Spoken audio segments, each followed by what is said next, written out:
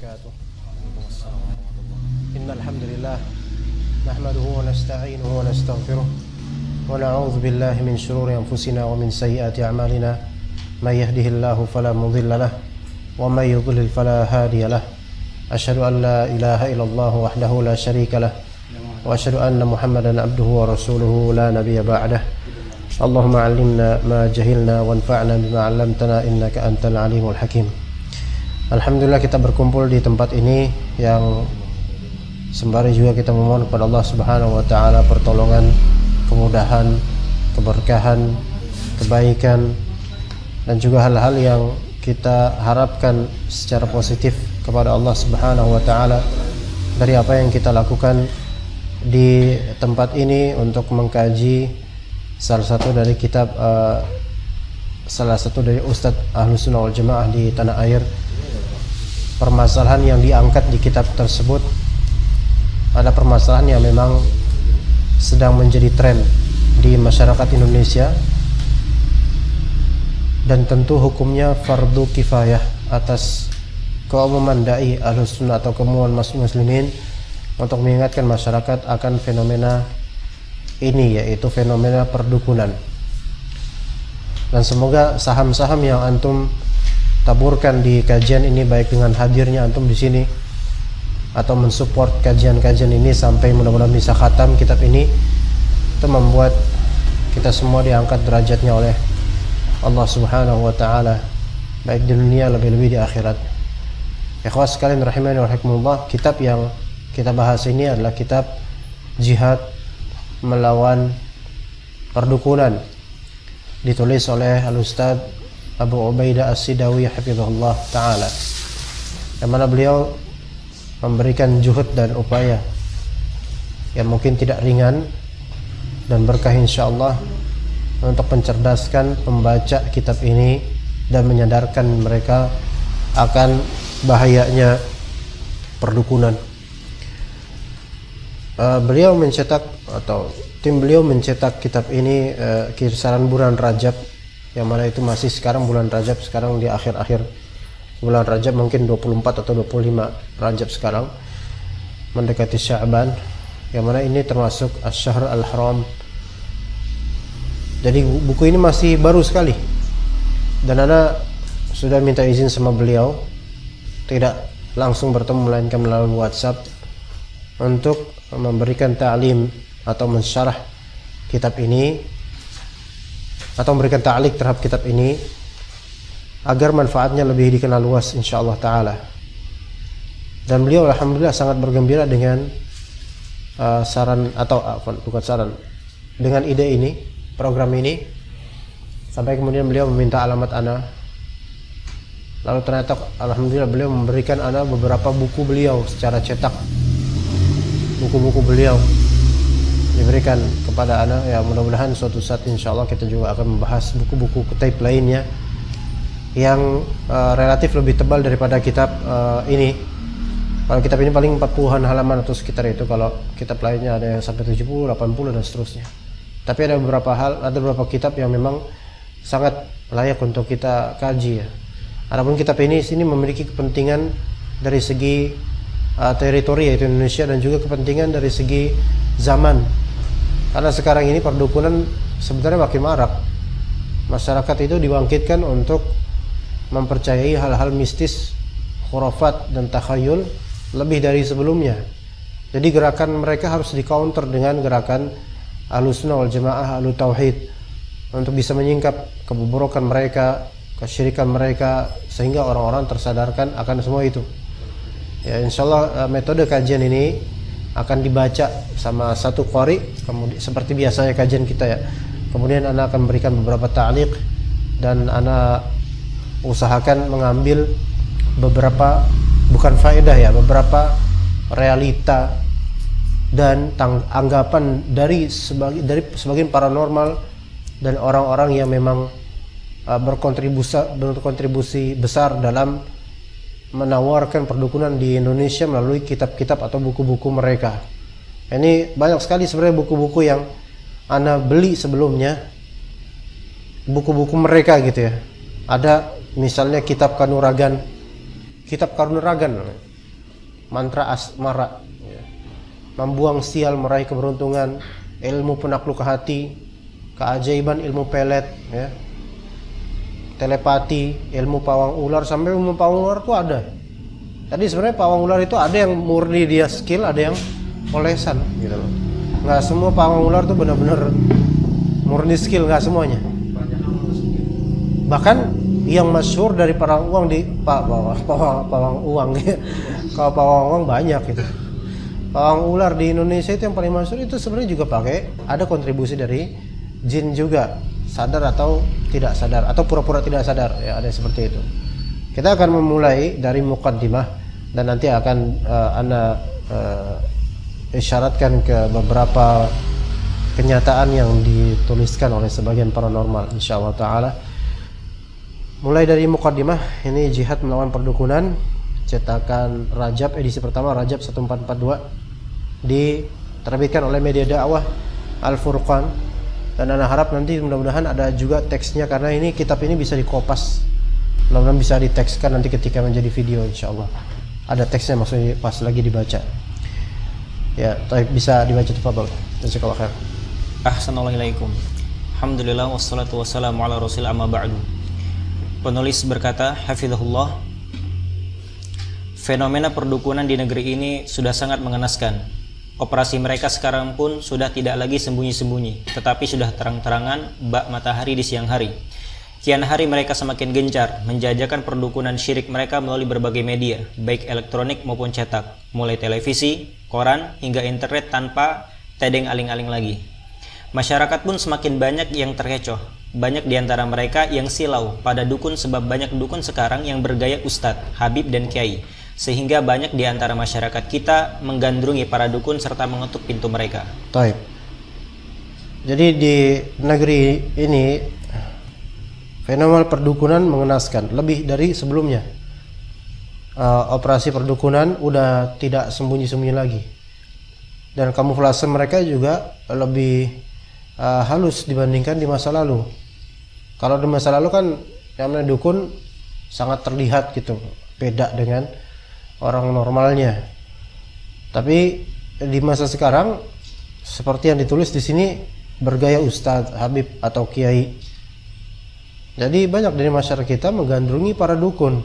Nanti akan disebutkan definisi dari dukun insyaallah taala. Jadi makin gencarnya mereka menjajakan perdukunan melalui apa? Media, internet, baik cetak maupun elektronik ya, terutama elektronik internet. Kalau cetak mungkin sekarang orang-orang udah mulai kurang begitu responsif. Tapi untuk internet seperti YouTube, dan YouTube, Anda lihat YouTube ini sarana paling luas untuk menjajakan perdukunan.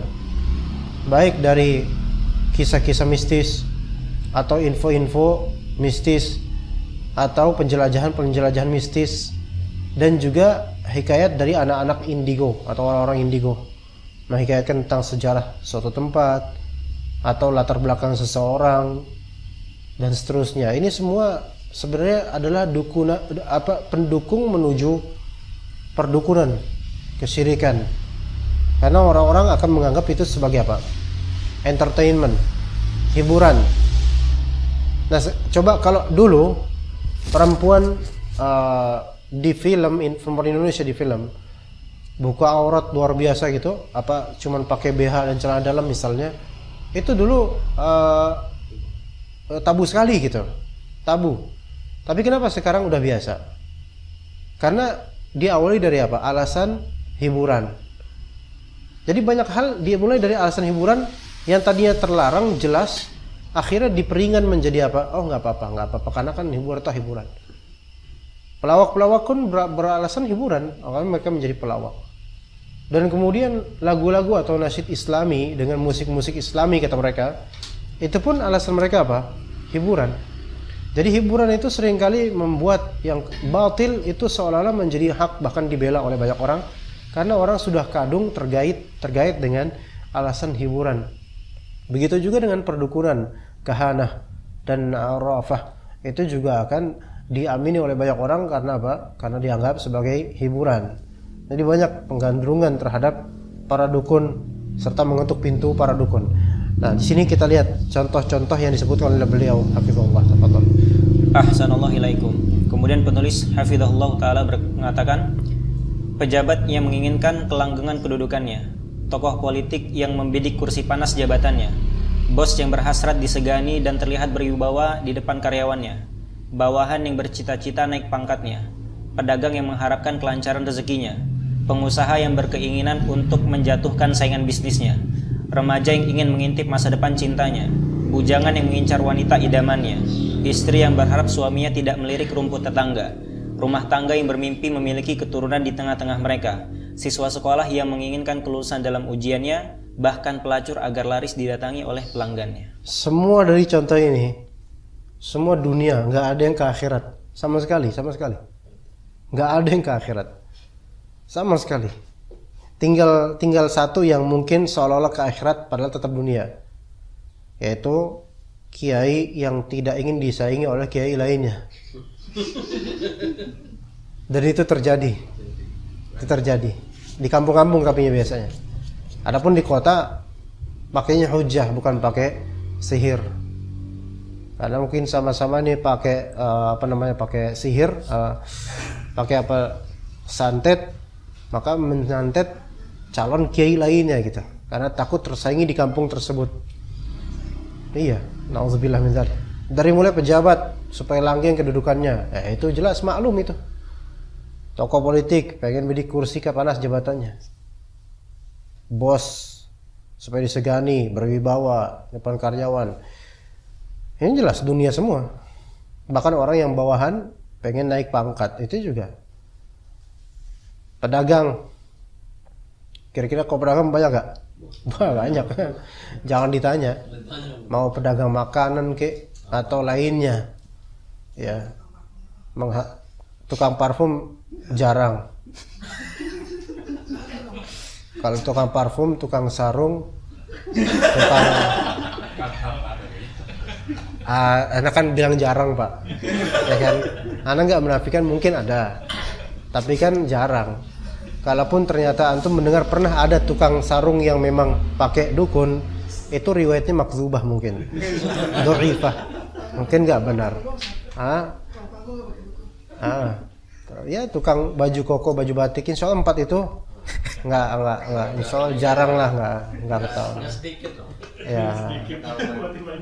Ya kita lanjut aja kalau gitu.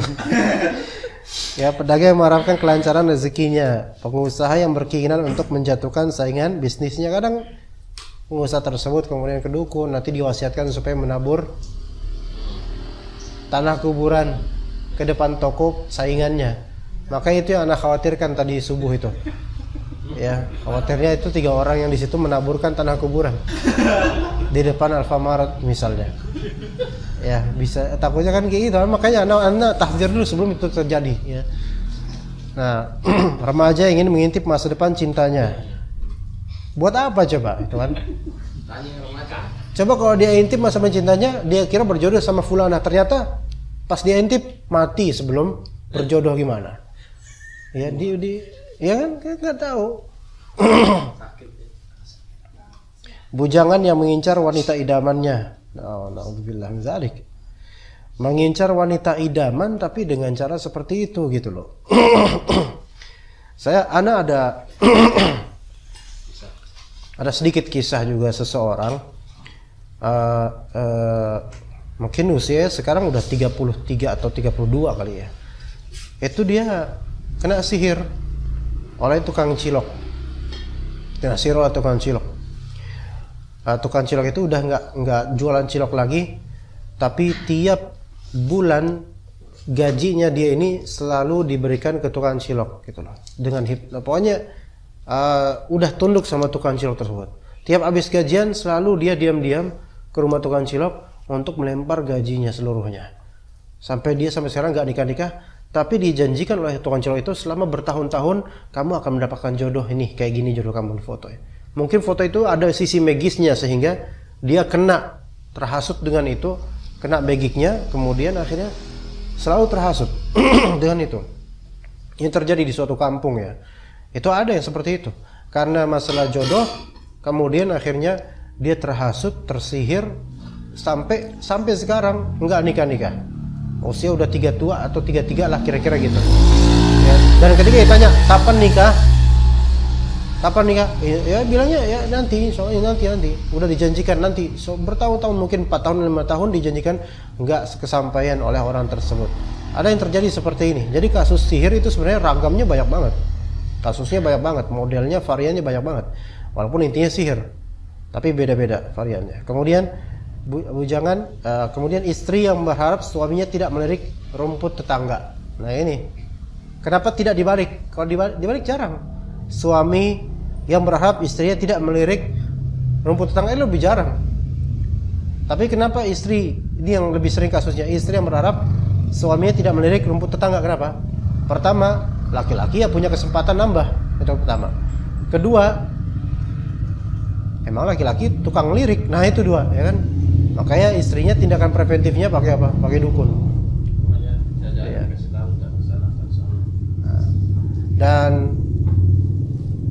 Dan juga ada beberapa istri yang telah menundukkan suaminya sampai nurut banget sama suami nurut banget sama istrinya itu. Ada. Iya. Ini bukan susis lagi. Bukan susis lagi, udah nyembah istri mungkin. Kalau bukan sien lagi, nyembah ini, ngabdi sama istrinya. Gara-gara apa? Ya gara-gara istrinya itu khawatir suaminya ngincer atau nikah lagi. Ini semua kan dunia, saudara. Rumah tangga yang bermimpi memiliki keturunan di tengah-tengah mereka. Ini mungkin paling mengenaskan sebenarnya, belum punya keturunan. Tapi caranya itu tidak benar, nggak sabar, nggak melihat berkiblat ke kisah Nabi Ibrahim alaihissalam yang sabar dan Allah beritakan kemudian dapat anak, punya anak. Siswa sekolah yang menginginkan kelulusan dalam ujiannya, nggak mesti siswa sekolah, memang ada juga mahasiswa. Ya bahkan di TPU Jeruk Purut itu ada kisah. Ada mahasiswa yang mau ujian kelulusan. Kemudian sebelum ujian dia datang ke suatu kuburan yang memang dikeramatkan di TPU Jeruk Purut. Yaitu kuburan yang katanya di antara 2 pohon besar. Ya kemudian dia minta di situ. Setelah itu udah selesai pulang. Kapan waktu dia balik lagi ternyata sudah lulus dan dia berterima kasih kepada kiai yang dikuburkan di situ. Dan dia pas pulang ke TPU Jeruk Purut itu dia membawa ayam gitu loh, untuk dihibahkan kepada sahibul qabr. Dan ini terjadi di Jakarta bahkan ini. Dan ceritanya ini mahasiswa ada yang seperti ini gitu. Jadi masya Allah ya, nggak cuma pejabat saja, nggak cuma pekerja saja, nggak cuma pedagang saja, sampai level orang-orang yang seharusnya edukasinya tinggi itu juga masih ada yang pakai hal seperti ini. Sepoi-sepoi ya, sepoi-sepoi ya. Sudah tampak merah di matamu. Ya. Bahkan pelacur agar laris didatangi oleh pelanggannya. Nah ini aduh, masya Allah. Nggak boleh ngantuk. Masya Allah kayak gini Pak. Hal yang kayak gini bikin antum nggak ngantuk. Kita skip aja langsung. Ahsanallahilaikum. Kemudian penulis hafizahullah berkata, banyak di antara mereka tergopoh-gopoh datang mengetuk pintu para dukun, mengiba bantuannya. Inilah sebuah fenomena nyata di tengah-tengah kita yang menunjukkan betapa menjamurnya dunia klinik dan perdukunan di negeri kita.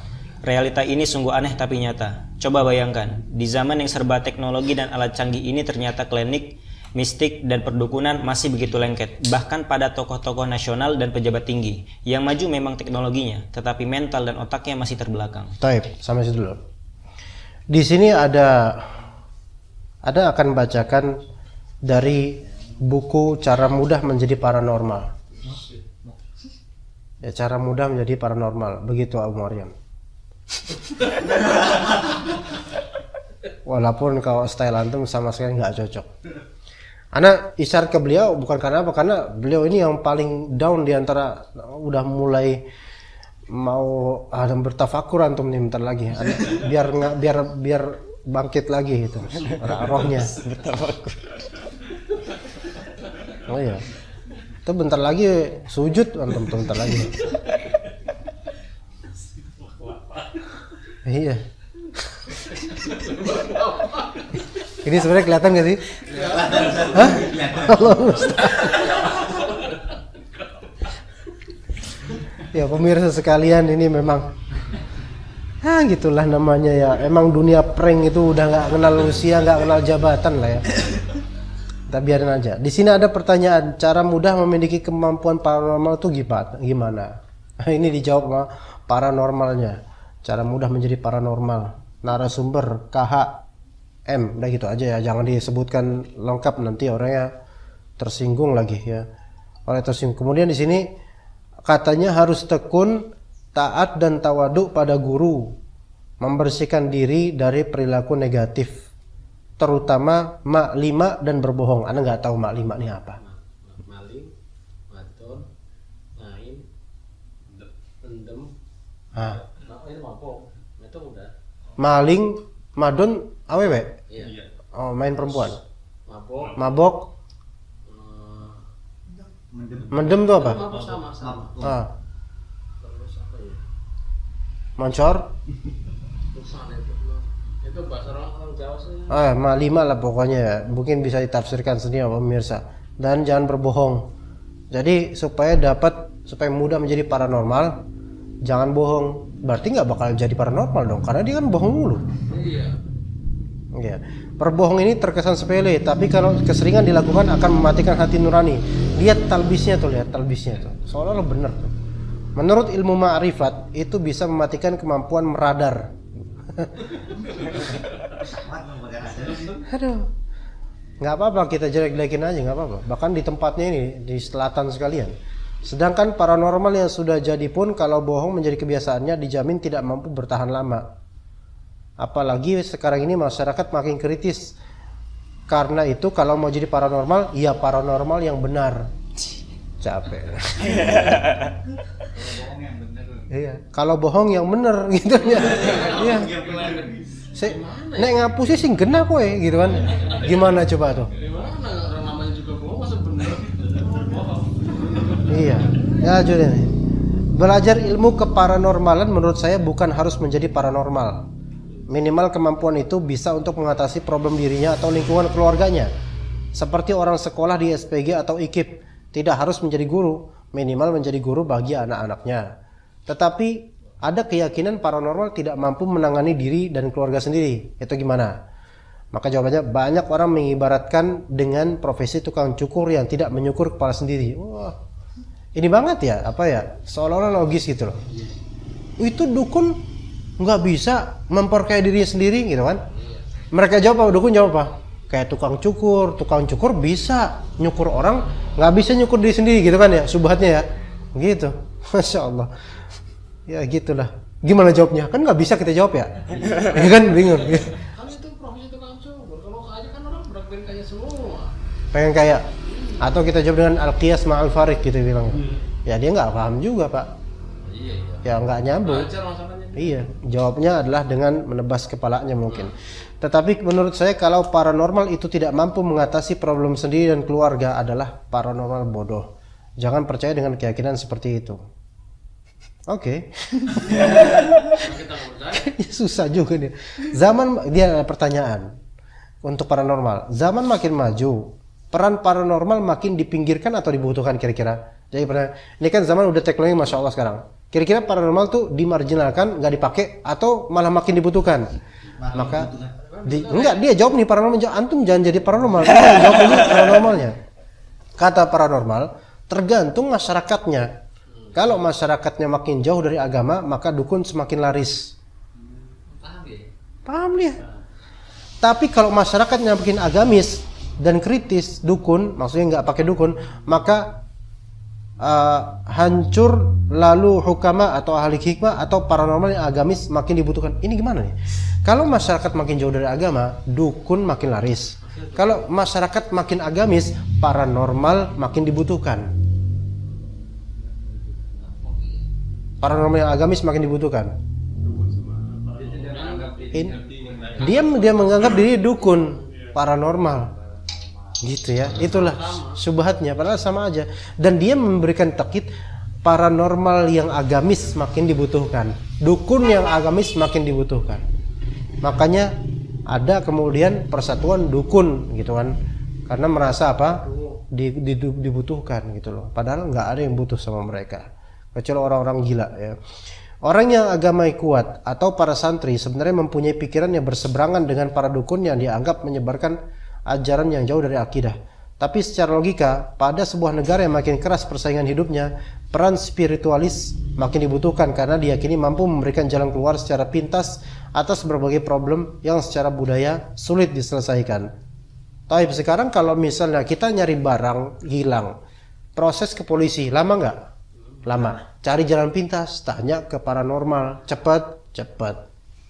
Gitu maksudnya. Dan itu sangat membantu masyarakat. Tapi cari sama paranormal yang soleh. Gimana? Itu maksudnya kalam ini. Ini artinya ada diferensiasi antara dukun dengan paranormal. Mereka itu apa ya? Seperti menyetir kita. Dulunya dukun hanya dukun, nggak ada istilah paranormal. Tapi karena nggak enak dibilang dukun, akhirnya jadilah paranormal. Tapi mulai kemudian ya jadinya apa? Dipisahkan. Oh, paranormal ada sendiri, dukun ada sendiri. Dan paranormal ada yang jahat, ada yang baik, gitu loh. Ya seperti itu mereka inginnya, untuk melegalisir atau melegitimasi dunia mereka ya. Nah di sini di antara mereka banyak masyarakat kita ya fenomenanya menjamurnya dunia klinik dan perdukunan di Indonesia ini. Aneh tapi nyata. Ya. Zaman serba teknologi dan canggih, tapi klinik, mistik dan perdukunan masih begitu lengket. Bahkan pada tokoh-tokoh nasional dan pejabat tinggi. Yang maju memang teknologinya, tetapi mental dan otaknya masih terbelakang. Ya. Begitu. Baik, lanjut. Assalamualaikum.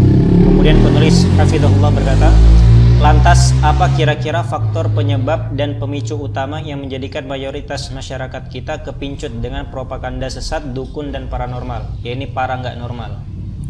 Faktor larisnya perdukunan di Indonesia.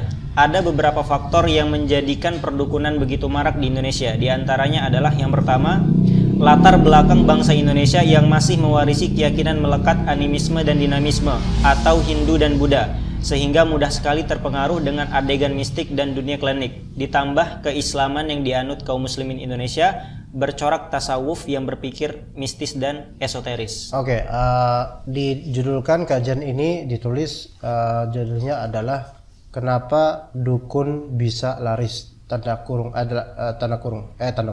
tanya. Kenapa dukun bisa laris, itu judulnya. Nah, faktor pertama kata beliau hafizahullah, latar belakang bangsa Indonesia yang masih mewarisi keyakinan melekat animisme dan dinamisme. Ini ada istilah animisme dan dinamisme. Ini ibaratnya istilah iman dan Islam. Ya, istilah iman dan Islam. Kalau disatukan dalam satu konteks, maka masing-masing memiliki makna tersendiri. Tapi kalau dipisahkan dalam kalimat atau konteks berbeda, maka satu sama lain saling mewakili maknanya. Paham nggak maksudnya, ikhwan? Jadi kalau misalnya iman, misalnya saya beriman, maka itu artinya saya orang muslim. Kalau saya bilang saya berislam atau orang muslim, maka berarti saya punya iman, gitu kan ya. Tapi ketika anak katakan saya orang muslim yang beriman, berarti muslim dalam artian secara zahir dan iman dalam maksud secara batin, gitu ya. Atau Islam mungkin mendekatkan rukun Islam dan iman mendekatkan rukun iman. Nah, sekarang animisme dan dinamisme itu artinya apa? Nah, mari kita, ini kan dalam satu konteks nih disebut nih dua, berarti masing-masing lafal ini ada maksud. Dan ini kan sering sekali disebut sama ustadz atau siapa. Kita ini masih banyak yang percaya dengan animisme, dinamisme.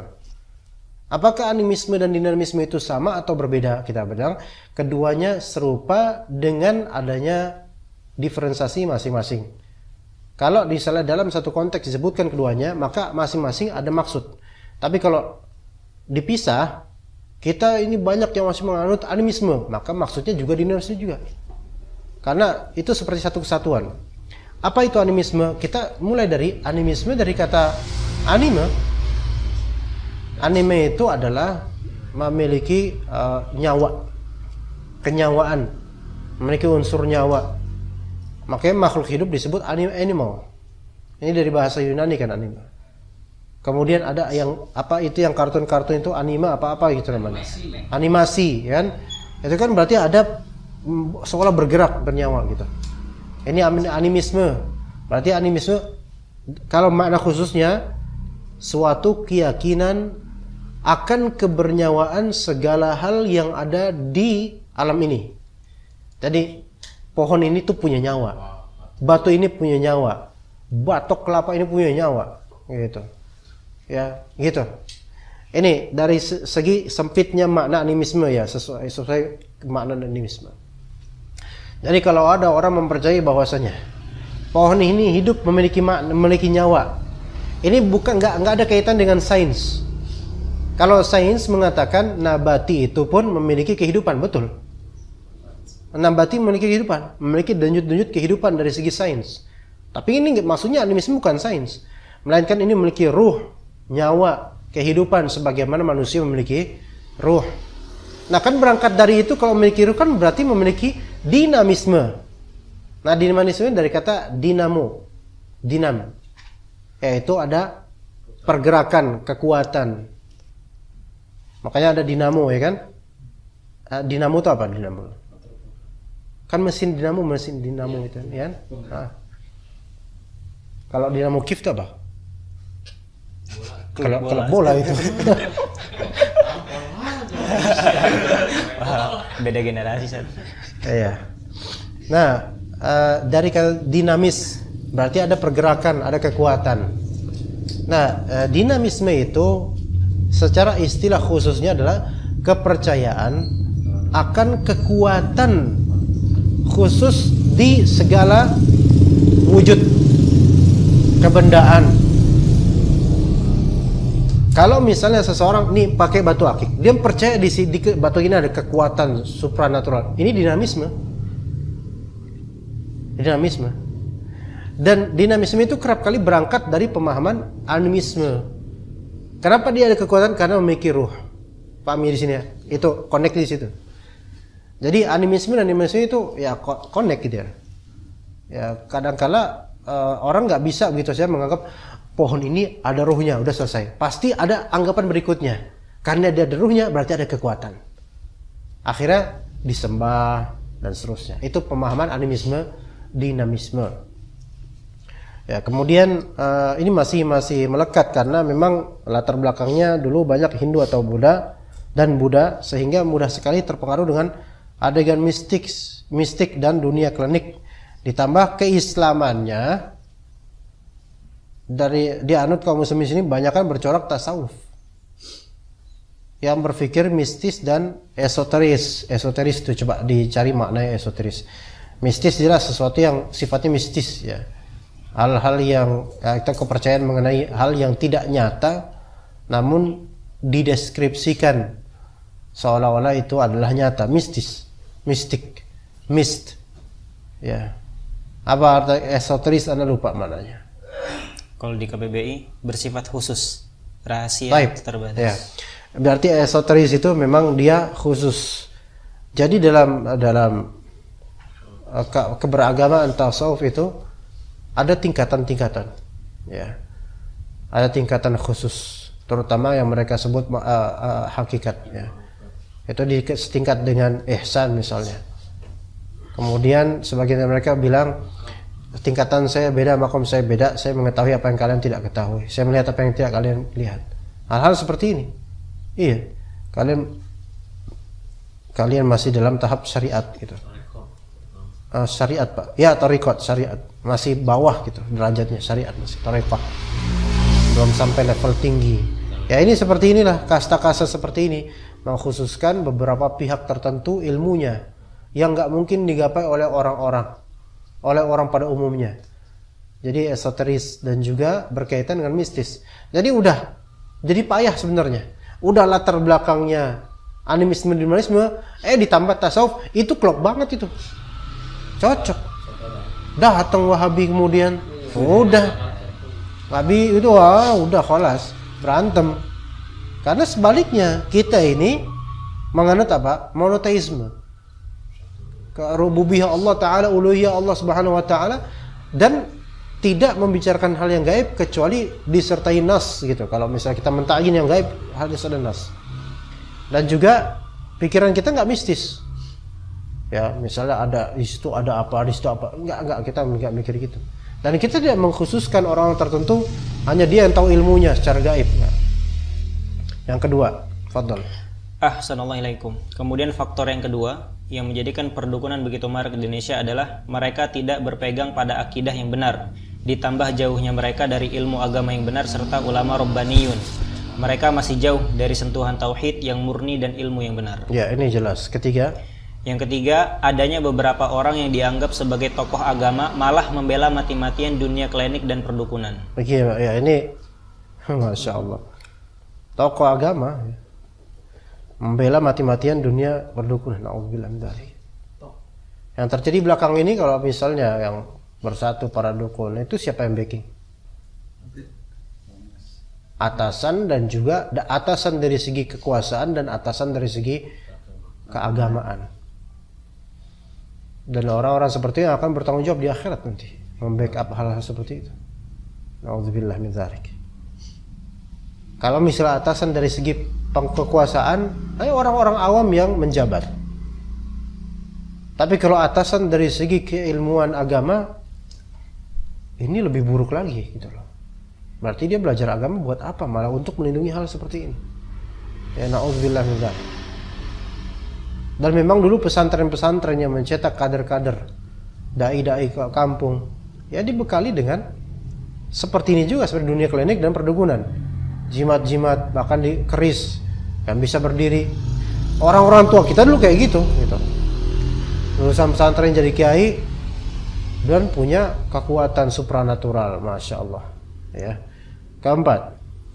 Assalamualaikum. Kemudian faktor yang keempat adalah kurang sabar dalam menerima ujian kemiskinan sehingga ingin hasil secara instan dan cepat saji.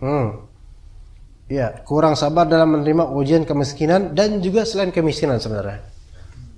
Ujian misalnya masalah rumah tangga, ujian ya diganggu jin. Suatu ketika ada teman saudaranya di daerah Sawangan, itu muskilah lah, pokoknya banyak jin yang menyerang mereka. Ana didatangkan untuk meruqyah, ana datang. Ana gak meruqyah, ana hanya mengajari mereka dan mengubah mindset mereka agar tawakal pada Allah. Ana ceramahin baik-baik. Mereka iya, oh gitu, oh jadi gitu. Saya nggak nguruqyah sekarang, Pak. Karena kalau saya ruqyah, belum tentu jinnya keluar, belum tentu jinnya kemudian pergi dan nggak bakal balik lagi. Ya, mindset dulu Pak yang harus dibenahi. Oh, mereka akhirnya nunduk. Dah, alhamdulillah pulang dengan hujan yang lebat. Tapi apa kabar berikutnya dari teman anak? Ustaz, kayaknya mereka setelah itu langsung ke dukun deh, Ustaz. Kenapa? Karena nggak percaya dan nggak sabar. Nggak mau sabar dengan tauhid, nggak mau sabar dengan tauhid.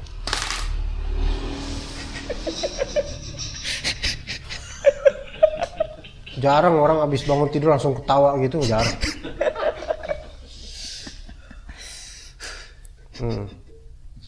Emang sini apa suasananya ini bukan hanya antum aja yang bernasib seperti itu. Ana pun lagi mengatur emosi ana ini. Iya. Ana bukan hanya mengatur mata, mengatur emosi. Iya, karena sebel juga ngeliat antum kayak gini gitu. Iya. Jadi double anaknya, double. Mata iya, hati, perasaan juga iya. Mau kita selesain nanggung, mau diterusin, kok kayak gini nasibnya gitu. Lanjut. Assalamualaikum. Kemudian faktor yang kelima. Ayo sebentar. Tadi kenapa kurang sabar? Maunya apa? instan, cepat saji. Dukun cepat saji instan. Kalau dipikir-pikir enggak instan. Iya, seolah-olah kelihatan, Pak. Kalau dipikir enggak instan dan sebenarnya enggak kelihatan. Kalau dipikir-pikir ya. Karena dukun itu datang harus dengan syarat. Kecuali kalau dukunnya memang menawarkan diri langsung ya. Tapi dukun itu enggak mau tanpa syarat, harus dengan syarat. Iya, tarif, bayaran, mahar. Dan juga enggak mesti kelihatan hasilnya. Tapi karena sugesti dan bujukannya dan bisikan syaitan di hati ya akhirnya seolah kelihatan nampak gitu loh. Padahal segala solusi walillahil izzatu jami'a ada pada Allah Subhanahu wa taala. Dan itu kelihatan bagi ulil absar, orang yang betul-betul memiliki basirah. Janji Allah itu kelihatan dari segi makna ya. 5. Faktor yang kelima, banyak kalangan pebisnis dan elit politik yang memanfaatkan jasa dukun untuk kelancaran usaha dan politiknya, sehingga mereka menjadi panutan orang-orang awam untuk mendatangi para dukun karena ngiler dengan kesuksesan dan keberhasilan mereka. Kesian ini pebisnis ya, sampai tukang bubur pun ada yang pakai seperti itu gitu. Iya, tukang bubur ada yang sampai seperti itu walaupun nggak naik haji habis itu. Ada seperti di suatu tempat ya, di dandang buburnya ternyata ada tikus berok ya. Pas apaan nih kata ibu-ibu, kemudian ibu-ibu kan biasa kepo ya, pengen tahu karena ini laris banget. Dibuka dandangnya, diginiin ternyata ada tikus. Qadarullah kelihatan. Marah itu orang, ini pengaruh saya, jangan macem-macem pokoknya Bu, jangan kasih tahu siapa-siapa. Sampai level tukang bubur itu. Ya, susah kalau nyari tukang-tukang seperti tukang parfum, susah ketemu yang kayak gini. Antum ciduk, nggak ada. Tukang sarung, tukang koko batik ini nggak ada, insyaallah. Ya, insyaallah ya. Kemudian elit politik, ya, jasa dukun untuk kepentingan politik mereka. Kira-kira ada efek sampingnya ini kayaknya. Pasti efek sampingnya besar ya. Baik untuk berbisnis maupun elit politik. Sangat mungkin dia berbisnis dengan bantuan dukun dan syaitan, dan nanti ada saingan bisnisnya juga pakai dukun. Akhirnya kena santet juga dia, kena santet juga. Bahkan orang-orang yang tidak bertauhid seperti ini, berbuat syirik seperti ini, itu lebih mudah nyambetnya dengan setan saingannya gitu loh. Ya, begitu juga dengan elit politik. Seperti itu juga. Makanya hidup mereka itu nggak bakal tenang. Nabi SAW dari hal terkecil berupa jimat, walaupun cuma dikalungin doang, itu bakal membuat kamu lebih sengsara malah. Itu baru skala yang kecil loh, berupa gelang, jimat lah pokoknya. Apalagi kalau sampai bisnis besar gitu loh. Sampai bisnis besar. Betapa banyaknya pabrik-pabrik tutup, mungkin dengan sebab hasutan setan. Iya. Kemudian setelah tutup, terbengkalai. Banyak cerita rakyat angker itu tempat. Dibongkar katanya konon dulu ada kepala kerbau ditanam di sini dan seterusnya. Bikin gak tenang hal seperti itu. Jembatan Cirahong yang pernah anak jadi kajian di salah satu kajian. Kenapa jadi ada kepercayaan setan-setan banyak situ dan ada beberapa orang bunuh diri? Di antara bisikan setan disebabkan emang udah ada tanaman di situ yang konon ditanam di situ manusia. Nah, walaupun itu kita nggak tahu benar apa enggak. Ya begitu. Jadi ngiler dengan kesuksesan orang secara zahir, padahal secara batin mereka tersiksa. Keenam. Assalamualaikum. Kemudian faktor yang keenam adalah jalan pintas untuk meraih kesuksesan ini dianggap paling mudah dan ringan. Apalagi setelah melihat banyak bukti dan beragam cerita dari orang-orang yang berhasil dalam waktu yang singkat dengan memanfaatkan jasa dukun. Nah, ada nggak misalnya di koran antum melihat jasa paranormal sekian, mahar sekian untuk menyembuhkan sekian-sekian, pasti insyaallah mujarab. Ada nggak ya kemudian kemungkinan mujarab tapi hasil kita serahkan kepada Allah? Orang ragu dengan iklan seperti itu. Iya, rata-rata menampilkan testimoni dari beberapa orang yang belum tentu itu benar. Iya, seperti itu. Mereka berusaha meyakinkan dan memastikan bahwasanya itu akan bermanfaat dan mujarab, sehingga orang-orang melihat, wah ini paling instan, paling mudah, paling ringan nih, paling enak nih. Buktinya banyak nih.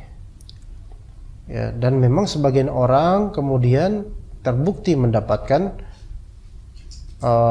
yang mereka anggap keberkahan dari hasil dari racikan dukun-dukun itu. Akhirnya diinfokan ke media sosial, wah saya setelah dari sini saya bisa kayak gini. Ada seperti itu.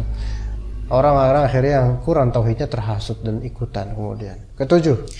Assalamualaikum. Kemudian faktor yang ketujuh, pemerintah yang terkesan membiarkan bahkan cenderung mendukung praktik perdukunan karena tidak ada sanksi tegas dan hukuman yang jelas buat mereka yang menyesatkan umat lewat dunia klinik dan perdukunan. Kenapa persatuan para dukun itu tidak sama sekali dibahas oleh orang-orang atas? Wahai Alwi Hidayat, kenapa coba? Jangan ketawa. Ya, kenapa persatuan dukun-dukun itu nggak dibahas? Dan kemudian yang dibahas wakaf. Kenapa? Mungkin banyak pelakunya gitu loh, yang juga ikut jasa ini gitu loh. Makanya ini simbiosis mutualisme. Jadi susah kalau misalnya kayak gitu. Iya, susah. Serba salah. Mau dukunnya diperantas, tapi mereka naik juga pakai dukun itu. Iya, nah gitu. Ini biasanya orang kalau misal belajar akidah kemudian ngantuk ada masalah tuh ya. Iya, ini kita belajar tentang perdukunan terus ngantukan, anak khawatir dianya dukun gitu, anak khawatir. Nggak mau denger karena kesindir terus. Nggak nyaman rasanya, tidur aja lah. Kayaknya saya dibahas terus gitu kan. Anak-anak ngomong global loh, yaitu orang-orang yang ada di Suriname mungkin ya. Kalau di Suriname, anak nggak ngomong kita kan Ahlus Sunnah. Nggak bakal kayak gitu. Ahlus Sunnah insyaallah. Kalau antum misalnya ternyata antum ngerasa ya mungkin ya jangan-jangan gitu. Tapi jadi kullukum ra'in wa kullukum mas'ulun 'an ra'iyati. Ya. Di sini para umara mereka akan diminta pertanggungjawaban kalau membiarkan hal seperti ini atau bahkan mendukung ya. Kedelapan, fadhol. Ahsanallahu. Kemudian faktor yang kedelapan adalah salah kaprah dalam memandang sosok dukun atau kiai sakti. Mereka menjadikan orang pintar, ini dibaca orang nggak pintar, paranormal, ini dibaca para nggak normal, sebagai tempat bertanya dan mencurahkan keluh kesah dan tempat bersandar serta bergantungnya layaknya seperti Tuhan. Padahal tidak ada yang mampu memberikan manfaat dan mudarat atau mengubah nasib kecuali hanya Allah semata. Enggak, ini kembali ke masa tauhid, tawakal. Banyak orang bertawakal kepada selain Allah Subhanahu wa taala. Bertawakal kepada dukun paranormal, bukan kepada Allah Subhanahu wa taala. Bahkan sebagian kemudian memberikan talbis apa? Saya sudah tahu, kamu datang pasti pengen cari jodoh kan? Nah, kok Mbah tahu? Nah, kan gitu kan? Gitu. Iya, padahal nebak doang atau memang bisik-bisikin sama jinnya. Iya. Ada bagian administratif di depan ya, tapi gaib ya. Iya, betul. Iya, emang gitu. Atasan antum di sekolahan emang kayak gitu. Iya, begitulah orang-orang administratif emang kayak gitu ya. Dia langsung memikir sesuai fitrah pekerjaannya. Iya, sesuai fitrah pekerjaannya. Ya layaknya orang kalau misalnya tiba-tiba ngelihat aula ini ada kok agak kotor, dia langsung nyapu. Emang fitrahnya tukang sapu kayak gitu, kayak gitu. Ya kembali ke default settingnya kayak gitu. Iya, gitu. Emang begitu bagian administratif itu. Yang biasa interogasi, nanya-nanya pendaftaran memang gitu emang. Iya. Taib. Jadi tawakallah kepada Allah dan berkeluh kesahlah kepada Allah Ta'ala. Karena hanya Allah yang mampu mendatangkan manfaat dan mudarat, dan hanya Allah yang mampu mengubah nasib. Taib. 9. Ahsanallahu. Kemudian faktor yang ke-9, mayoritas masyarakat lebih percaya kepada wejangan dan titah dukun ketimbang para ulama yang memahami Al-Quran dan As-Sunnah. Orang ingin cepat mendapat jodoh, sembuh dari penyakit, cepat kaya, naik pangkat, semuanya datang kepada dukun. Seolah-olah mereka adalah serba bisa dan serba mampu mengatasi masalah. Semua itu mereka menganggap sebagai ikhtiar, usaha dan upaya, sehingga sering mereka menggunakan trik. Ini kan hanya ikhtiar, yang menentukan kan Tuhan. Sebuah trik yang sangat efisien untuk memperdayai orang-orang bodoh. Betul, ikhtiar. Ikhtiar. Ya, sebagaimana seorang kiai datang kepada beberapa pemuda yang sedang ngumpul. Ini apa ini? Wah, ini judi ya, nggak boleh, harus usaha kalau mau sukses, kalau mau kaya. Apa kata mereka? Pak Ustadz, ini kan saya sedang ikhtiar gitu. Atas nama ikhtiar kemudian, ikhtiar terbagi menjadi dua, ikhtiar syar'i dan ikhtiar ghairu syar'i gitu loh. Nah, jadi mereka beralasan seperti kalau seperti itu ya pelacur pun ikhtiar. Ya kan, sampai lahir lagu Kupu-Kupu Malam. Kupu-Kupu Malam. Mereka bekerja ya, untuk malam hari, untuk mencari nafkah, masya Allah. Kayak nggak ada kerjaan lain, gitu loh. Dipoles seolah-olah itu ikhtiar yang baik. Perdukunan atau kedukun dipoles seolah-olah itu ikhtiar yang baik. Dan ternyata teruji, benar. Saya nyari barang sama dukun ini, dikasih tahu, ternyata benar. Ada juga saudara kita yang qadarullah seperti itu, ya, hilang dompet atau tas kecilnya perempuan, ya, ibu-ibu, hilang. Kemudian tanya ke dukun, dukunnya perempuan, ini saya kehilangan ini. Oh, saya tahu, dompet atau tas kamu berada di bawah selokan kering dekat pom bensin ini. Langsung segera dicari ke tempat, ternyata ada. Kita kira percaya nggak langsung habis itu? Wah, langsung percaya orang. Bener nih, bener mujarab. Itu talbis iblisnya itu seperti itu. Masya Allah. Ini kira-kira namanya apa? Arraf, ya, mengetahui hal yang gaib gitu loh. Arraf, sok mengetahui hal yang gaib. Begitu. Jadi banyak sekali trik-trik mereka, tapi banyak yang halus dan orang awam terpedaya. Tapi bagi orang yang berilmu, trik tersebut itu sangat receh dan murahan. Mudah untuk dikenal keburukannya. Ya, sepertinya situasi tidak kondusif untuk melanjutkan kajian, ya, karena ya kadang-kadang lampu temaram itu harus ditiup sehingga mati sekalian, ya. Maka kita matikan saja mereka sekalian, ya. Kita cukup saja sampai sekarang ini, daripada banyak orang tertuduh sebagai dukun kan, mendingan kita tutup aja sekalian. Karena anak khawatir anak sedang mengajak pada diri sendiri, gitu kan? Iya. Jangankan yang diajarin, yang berbicara aja pun ngantuk. Jadi gimana ya? Ini berarti kayaknya bukan karena masalah ngerasa sebagai dukun, tapi emang ya efek dari perjalanannya. Iya. Atau ini gara-gara ada yang baru bangun jam 1 waktu itu, jadi agak terlambat, ya. Kayak gitu. Okelah, mandi. Mandi terus pas datang ke depan Alfamart cengengesan, itu paling nyebelinnya. Iya. Nah, kita cukup dulu sampai sini insyaallah. Kita lanjut seri kedua nanti ba'da maghrib insyaallah taala. Kita atur lagi nanti waktunya. Wassallallahu ala nabiyina Muhammad wa ala alihi washabihi ajma'in. Subhanakallahumma bihamdika asyhadu an la ilaha illa anta astaghfiruka wa atubu ilaik. Wassalamualaikum warahmatullahi wabarakatuh.